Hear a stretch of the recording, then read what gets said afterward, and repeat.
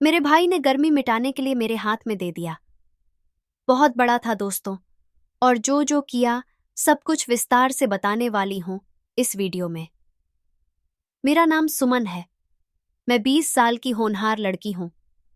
मैं दिखने में इतनी खूबसूरत हूं कि हर लड़का मेरा दीवाना हो जाता है। मेरे रिश्तेदार मम्मी पापा से कहते रहते हैं कि आपकी बेटी बहुत सुंदर है। जब मैंने 12वीं की परीक्षा पास कर ली तो मेरे घर वालों ने आगे की पढ़ाई के लिए मुझे शहर भेजने का फैसला किया। लेकिन मैं अकेली शहर में कैसे रहती, इसीलिए मेरा छोटा भाई भी मेरे साथ आया। वह 11वीं में था।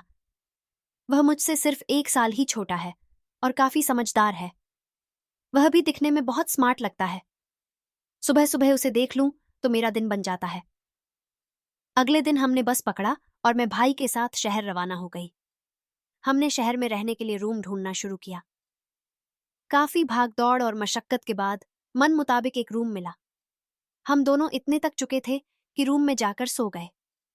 अगले दिन हमने सारा सामान वगैरह सही किया, रूम को अच्छे से डेकोरेट किया और भाई मुझे कॉलेज ले गया एडमिशन के लिए। फिर 1 2 दिन में सब सेटल हो गया। हम रूम पे ही बनाते खाते थे। खाना बनाने में वह भी मेरी बहुत मदद करता। हम जब कभी पढ़ाई और रोज की दिनचर्या से बोर हो जाते तो पास के पार्क में घूमने चले जाते। वहां की ठंडी हवा और हरी भरी घास पर बैठकर बातें करना हमें बहुत सुकून देता था। कभी कभी हम दोनों बैठकर अपनी पढ़ाई, भविष्य और मम्मी पापा के बारे में बातें किया करते थे। मम्मी पापा ने लव मैरिज किया था तो हम उस बारे में भी बात करते थे। अचानक से उसने मुझसे पूछा कि कोई बॉयफ्रेंड क्यों नहीं है तेरा। मैंने तो पहले थोड़ा सोचा, फिर मैंने भी हंसी में जवाब दिया कि तेरे जैसा देखभाल करने वाला भाई मिला है तो बॉयफ्रेंड की क्या जरूरत है। यह सुनकर उसके चेहरे पर हल्कनाई सी मुस्कान आई, लेकिन उसकी मुस्कान में कोई इशारा छिपा था जो मैं साफ साफ समझ रही थी। एक दिन की बात है, गर्मियों की रात थी। हम दोनों पढ़ाई में इतने डूबे हुए थे कि वक्त का अंदाजा ही नहीं हुआ। तभी अचानक रूम की लाइट चली गई। अचानक अंधेरे से रूम में एकदम सन्नाटा छा गया। मैंने घबराकर भाई से पूछा, भाई टॉर्च कहाँ रखी है। वो बोला, टॉर्च की बैटरी खत्म है दीदी, लेकिन मेरे पास इससे भी बेहतर जुगाड़ है। मैंने हैरानी से पूछा, क्या जुगाड़ है। वह उठा और अलमारी से अपना मोबाइल निकाला। उसकी बैटरी भी सिर्फ 15% ही बची थी। फिर उसने किचन में जाकर एक खाली कांच की बोतल में पानी भरा और मोबाइल का टॉर्च ऑन करके उसे बोतल के नीचे रख दिया। अचानक कमरे में काफी रोशनी फैल गई। उस रोशनी में सब कुछ साफ साफ दिखाई देने लगा। मैंने हैरानी से उसकी ओर देखा और मुस्कुराकर कहा, वाह, तू तो सच में जुगाड़ू निकला। हम दोनों ठहाका मारकर हंस पड़े। पर उस रात का रोमांच यहीं खत्म नहीं हुआ। बाहर मोहल्ले में भी सब लोग गर्मी से परेशान थे। कुछ लोग बालकनी में बैठे थे तो कुछ सड़क पर चहलकदमी कर रहे थे।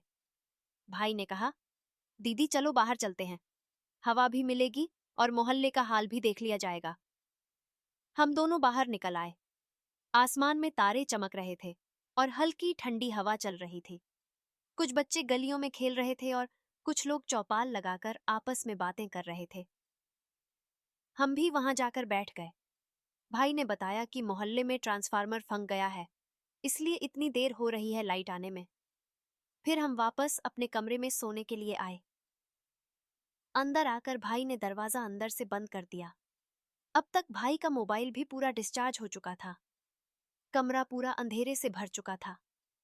कुछ दिख नहीं रहा था और कमरे में केवल हम दोनों ही थे। गर्मी इतनी थी कि मैंने कपड़े निकाल दिए, क्योंकि मुझे लगा लाइट तो आएगी नहीं और अंधेरा रहेगा तो किसी को कुछ दिखेगा भी नहीं। तभी अचानक से लाइट आ गई और भाई ने सब देख लिया। उसकी तो आंखें फटी की फटी रह गई। फिर क्या था दोस्तों, मजा ही आ गया। इसके बाद भाई ने जो जो किया, मैं क्या ही बताऊं दोस्तों। सारी गर्मी उतर गई। कमेंट में पार्ट 2 लिख दीजिए। तो इसके बाद जो जो हुआ वह मैं अगले वीडियो में पूरे विस्तार से बताऊंगी। तो आने वाली वीडियो देखने के लिए इस वीडियो को लाइक करके इस स्टोरी एक्सपीरियंस चैनल को सब्सक्राइब कर लीजिए। मैं फिर मिलती हूँ नेक्स्ट वीडियो में।